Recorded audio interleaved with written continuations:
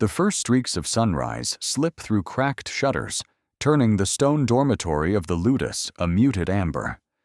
Roosters crow somewhere beyond the city wall, yet inside the barracks the day begins with the scrape of straw pallets and the groan of stiff shoulders.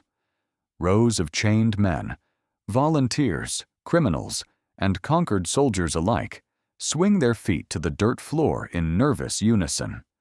Iron fetters clink against bed frames, a metallic chant that reminds everyone freedom is a rumor.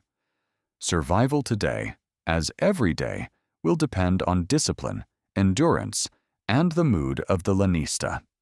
A hollow-eyed overseer strides between bunks, wax tablet in hand, assessing his living investments while a slave boy trims lampwicks behind him. A nod means you are fit for weapons. A scowl consigns you to wooden poles until your timing improves. Late risers earn a public lash, administered not for pain but for spectacle, because fear organizes men faster than any whistle. You swallow resentment, slide aching feet into worn sandals, and fall into line behind fighters whose names you learned only yesterday. In this sand-flecked brotherhood, rank is measured by scars, not birth, and the hierarchy can change with a single duel. Breakfast arrives in chipped clay bowls, hot barley mash thickened with mashed fava beans and brightened by a thread of sour grape vinegar. Romans call gladiators hordeari, barley men, because grain is cheaper than meat and fuels longer bursts of effort under heavy armor. A medic stirs fireplace ash into watered wine to create pasca, a chalky drink believed to knit broken bones, and you gag it down like medicine. Hollywood feasts of roasted boar are myth. Today's menu is functional, calculated, and relentlessly repetitive. Still, every spoonful is a silent wager on energy later spent blocking a mace swing. Muscles warm, the cohort pours into the yard where sand squeaks beneath leather soles, and the first drill is raw endurance. Trainees sprint in circles with 30-pound sandbags strapped to their waists, simulating the drag of bronze greaves without risking costly metal at dawn. Sweat rises in twisting halos just as the gates creak open to reveal two armored veterans, a Myrmillo and a Thryax, who showcase lethal choreography that blurs into a clangorous dance. Every novice pauses, memorizing footwork that could keep a blade from their jugular 3 weeks hence. Compliments are rare, punishments immediate, and the lanista's gaze makes shoulders square even when lungs beg for mercy. After 2 grueling hours, a whistle shrieks, signaling the brief reprieve that separates morning drills from midday weapon studies. Fighters file under a tattered awning where a storyteller recounts legends of champions who earned the wooden sword of freedom, fanning embers of hope among blistered hands. Yet the murmurs of ambition cannot drown the reality that lions, infection, or a single mistimed parry may erase those dreams by dusk. Water jugs pass from calloused grip to grip, sweat and dribble mixing on the rims in a communion of danger. The forge behind the training yard roars like a captive volcano, its bellows pumped by slaves whose arms tremble under the heat. Sparks snap across soot-smudged faces while red-hot billets of iron are hammered into the familiar leaf shape of the gladius. Every clang vibrates through the sandy ground, a drumbeat that tells each gladiator his fate is quite literally being beaten into form. Scraps of rawhide hiss when pressed against glowing metal, the smoke carrying a sharp, bitter tang that settles in the throat. Nearby, fighters wait for their customized blades, half praying for perfect balance, half fearing a flaw that could cost a life. Once cooled, the weapons are weighed and balanced on a wooden scale, then passed to their intended owners like sacred relics. A massive secutor tests the heft of his shield, its layered birch core hidden beneath polished bronze that flashes in the noon light. Across from him, a wiry retiarius swings a freshly knotted net, measuring how easily it unfurls before practicing a lightning-fast cast. Trainers call out weapon classes in brisk Latin, reminding everyone that the rules of the arena demand contrast: heavy versus light, brute versus trickster. The pairing is less about fairness than spectacle, ensuring the crowd will gasp at mismatched silhouettes. By the time drills resume, sand beneath their feet is spotted with fallen flecks of metal that glitter like tiny lost coins. Live edge sparring begins inside a roped circle where the stakes feel higher than anything the morning offered. First blood is kept shallow by decree, but accidents happen when adrenaline meets steel, and a mistimed parry can slice through forearm guards. The medicus hovers at the edge with a bronze needle and horsehair thread, stitching flesh almost as fast as blades open it. Each fighter learns to fight tired, sun-dazed, and half-hurt, because the Colosseum will show no mercy for cramps or dizziness. Cheers from watching gamblers drift over the wall, their bets riding on whose form looks sharper even in practice.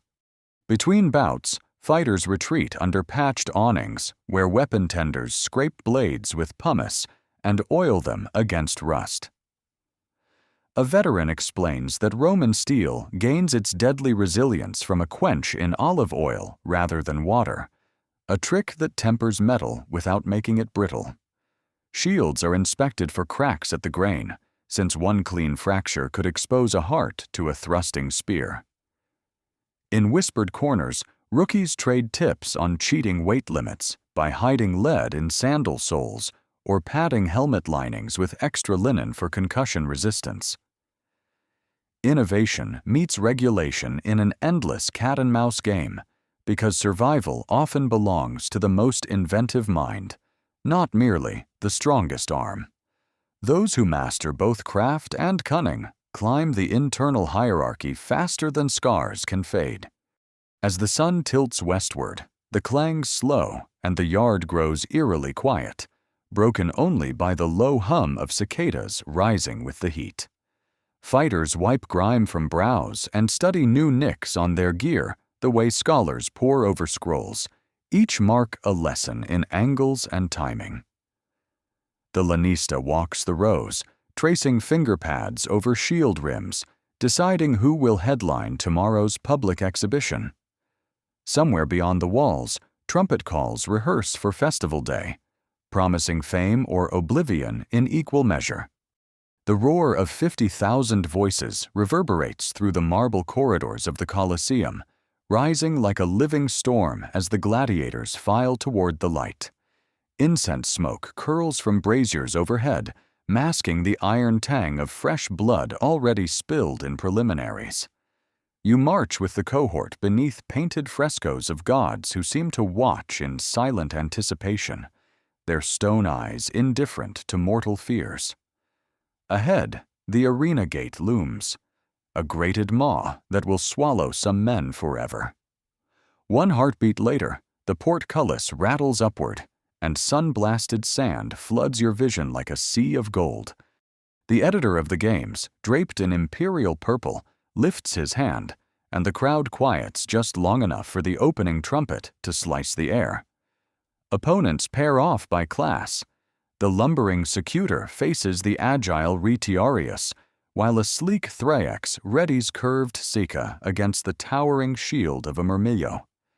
Bookmakers shout odds as tassels on their ledgers flutter in the breeze, each wager another prayer cast into the maelstrom. Underneath your helmet, breath echoes against bronze in ragged bursts, and every exhale fogs the eye slits for a heartbeat too long. When the signal finally comes, a sharp clang of bronze on bronze, shields slam forward, and the choreography of survival begins. Combat under the Roman sun is both brutal and strangely precise, a deadly ballet where rhythm matters as much as strength. The retiarius casts his net, missing by inches, but the drag across sand forces his foe to pivot, exposing a shin that the trident immediately grazes. Nearby, the Myrmillo's sword rings off the Thraex's helmet crest, sending sparks that vanish before they hit the ground. Every successful feint earns a wave of applause, every misstep a collective hiss that chills the spine even in blistering heat. Your own duel tightens into a close-quarters clinch where sweat, sand, and blood blend until distinctions blur. Yet instinct guides your blade to an opening you never saw, only felt. A stunned hush falls when your opponent stumbles, knee-striking sand with a muffled thud. You hover, gladius poised, awaiting the ancient ritual of verdict. Thumbs pressed sideways for mercy, down for death. The crowd's debate feels like eternity condensed into seconds, but the editor finally gestures for mercy, sparing the fallen while rewarding the victor with laurel and coin. Relief floods your limbs, swift and dizzying. Yet a strange emptiness follows, because triumph survives only until the next summons. As attendants pull the wounded from the arena and fresh sand is raked over dark stains, you realize glory is always rented, never owned. Evening shadows stretch across the amphitheater as trumpets announce the finale, a staged battle of champions that ignites one last surge of adrenaline in the stands. You watch from the tunnel, armor streaked with rust-brown smears, while the crowd chants names that will echo through taverns tonight. Back in the barracks, celebratory wine and honey cakes await, but so do splints, stitches, and quiet tears for friends who did not walk back beside you. The day ends where it began, in the Ludus, yet everything feels altered, as though each heartbeat now belongs half to you, half to the roaring multitude. Tomorrow, the cycle resumes, dawn drills, forge fires, and the endless gamble of sand versus steel. But for tonight, you allow yourself one rare luxury, a moment to breathe free air and dream that mercy might visit again.